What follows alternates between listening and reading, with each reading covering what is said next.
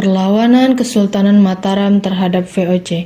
Raden Mas Rangsang atau lebih dikenal sebagai Sultan Agung Hanyakarakusuma adalah Raja Kesultanan Mataram yang berkuasa antara 1613 sampai 1645 Masehi.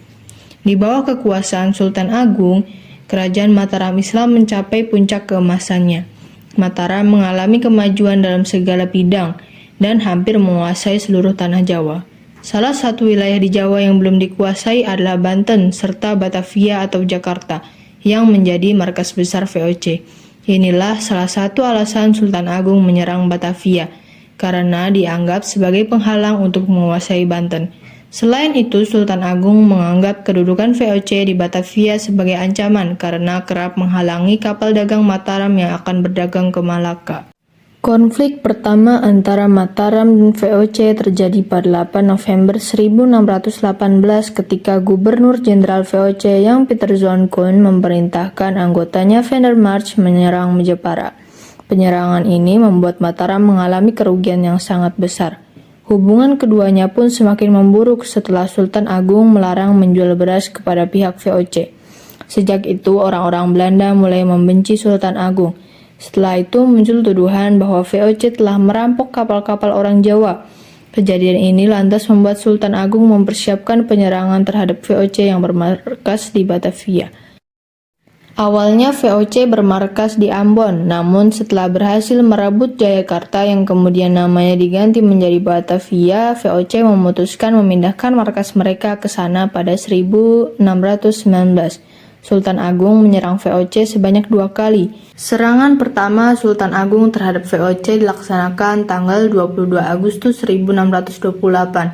Dalam serangan itu, pasukan Mataram dipimpin oleh Tumenggung Bahurekso. Tumenggung Bahurekso memimpin sekitar 10.000 prajurit Mataram yang langsung menyerang VOC dengan dahsyat. Namun VOC langsung menembakkan meriam-meriamnya tiada henti yang memporak-porandakan prajurit Mataram. Pasukan Mataram pun satu persatu mulai gugur. Dengan demikian, serangan pertama yang dilakukan pasukan Mataram terhadap VOC mengalami kegagalan. Tidak kurang dari 1.000 prajurit Mataram tewas dalam pertempuran. Setelah gagal di serangan pertama, Sultan Agung melancarkan serangan kedua yang dipimpin oleh Kiai Adipati Juminah, Adipati Puger, Adipati Purbaya pada tahun 1629. Strategi yang diterapkan diantaranya memperkuat armada militer, meningkatkan jumlah persenjataan, dan membangun lumbung makanan di Tegal dan Cirebon. Akan tetapi, rupanya VOC mengetahui hal tersebut sehingga lumbung-lumbung tersebut dibakar oleh VOC. Akibatnya, pasukan Mataram tidak memiliki persediaan makanan apapun. Dengan demikian, perlawanan Kesultanan Mataram melawan VOC dilakukan sebanyak 2 kali. Sayangnya, 2 kali perlawanan tersebut mengalami kegagalan semua. Faktor utama yang menyebabkan kegagalan karena jarak tempuh yang terlalu jauh, persenjataan yang kalah lengkap, dibakarnya lumbung padi pasukan Mataram oleh VOC. Banten merupakan salah satu kesultanan yang sangat maju pada masa kepemimpinan Sultan Ageng Tirtayasa pada tahun 1650. Sehingga banyak menarik pedagang untuk singgah di sana, salah satunya Belanda. Belanda datang pertama kali pada tahun 1596 di bawah pimpinan Cornelis de Houtman. Kondisi Banten yang makmur ini kemudian membuat VOC tertarik untuk memonopoli perdagangan di kawasan tersebut. Untuk bisa mengambil alih wilayah Banten, VOC melakukan divide et impera atau biasa disebut politik adu domba. VOC menghasut putra mahkota Sultan Haji untuk merebut kekuasaan sang ayah, yaitu Sultan Ageng Tirtayasa yang kala itu Sultan Haji sedang tidak akur dengan sang ayah. Maka terjadilah kesepakatan antara VOC dengan Sultan Haji untuk menyingkirkan Sultan Ageng Tirtayasa dari Kesultanan Banten.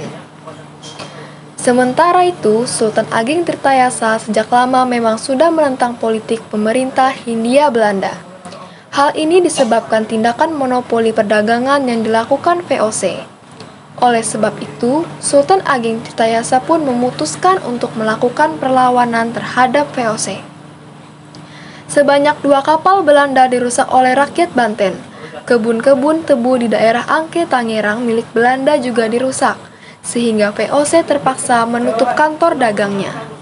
Pada tahun 1681, Istana Surosoan berhasil direbut oleh Sultan Haji dan VOC. Sedangkan Sultan Ageng Tirtayasa berpindah ke daerah Tirtayasa untuk mendirikan keraton baru dan segera mengumpulkan kekuatan untuk kembali merebut Istana Surosoan. 1 tahun berselang, pasukan Sultan Ageng Tirtayasa berhasil mendesak pasukan Sultan Haji pada tahun 1682. Sultan Haji pun mulai kewalahan dan berusaha meminta bantuan kepada VOC. Bersama dengan VOC, Sultan Haji mampu meredam perlawanan dan memukul mundur pasukan Sultan Ageng sampai ke Bogor. Pada tahun 1683, Sultan Ageng Tirtayasa berhasil digulingkan. Ia pun langsung dibawa ke Batavia dan dijadikan sebagai tahanan. Perlawanan rakyat Banten terhadap VOC pun usai. Sultan Haji pun naik tahta menjadi Raja Banten. VOC dinyatakan berhasil menaklukkan Banten serta memonopoli perdagangan di kawasan pesisir Jawa. Di Sulawesi Selatan, Kerajaan Gorontalo yang kemudian bergabung dengan Kerajaan Makassar melawan penjajahan Belanda.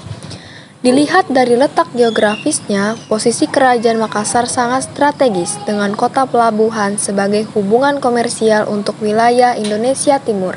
Didukung oleh pelaut yang terampil, Kerajaan Makassar mencapai puncaknya pada masa pemerintahan Sultan Hasanuddin dari tahun 1654 hingga tahun 1669. Dengan semakin ketatnya persaingan komersial di antara VOC berpura-pura ingin menjalin hubungan baik yang saling menguntungkan. Upaya VOC tampak baik dan disambut dengan baik pula oleh Raja Goa. VOC pun bebas berdagang, mengambil kesempatan untuk berdagang dan memperoleh pengaruh di Makassar. VOC mulai menunjukkan tindakan dan niat utama mereka untuk menuntut Sultan Hasanuddin. Tuntutan VOC terhadap Makassar dibantah dalam bentuk perlawanan oleh Sultan Hasanuddin yang menolak segala bentuk isi gugatan yang diajukan VOC. Oleh karena itu, VOC selalu berusaha mencari cara untuk menghancurkan Makassar, dan beberapa pertempuran pun terjadi antara rakyat Makassar dan VOC. Pertempuran pertama terjadi pada tahun 1633 dan yang kedua pada tahun 1654. Perselisihan keduanya berawal dari tindakan VOC yang menghalangi pedagang masuk dan keluar pelabuhan Makassar. 2 kali upaya VOC gagal karena para pelaut Makassar melakukan perlawanan sengit terhadap VOC. Pertempuran ketiga terjadi dalam bentuk perang besar pada tahun 1666 sampai tahun 1667. Ketika VOC memasuki Makassar, pasukan VOC didukung oleh pasukan Raja Borne, Alpalaka, dan pasukan Kapten Yonker dari Ambon. Angkatan Laut VOC yang dipimpin oleh Laksamana Spelman menyerang pelabuhan Makassar dari laut, dan pasukan Alpalaka mendarat di Bontang, mendesak orang Bugis untuk memberontak melawan Sultan Hasanuddin dan menyerang Makassar. Perang berlangsung sengit dan cukup lama, namun saat itu kota Makassar dijaga oleh Sultan Hasanuddin. Di penghujung kesempatan ini, Sultan Hasanuddin harus menandatangani perjanjian damai pada tahun 1667 di desa Bongaya. Perlawanan rakyat Makassar akhirnya gagal. Salah satu faktor yang menyebabkan kegagalan rakyat Makassar adalah keberhasilan politik Belanda dalam memerangi Sultan Hasanuddin dan Alpalaka. Belakangan, perlawanan rakyat Makassar mengambil bentuk lain seperti membantu rakyat Tornojoyo dan Banten setiap kali mereka melawan VOC.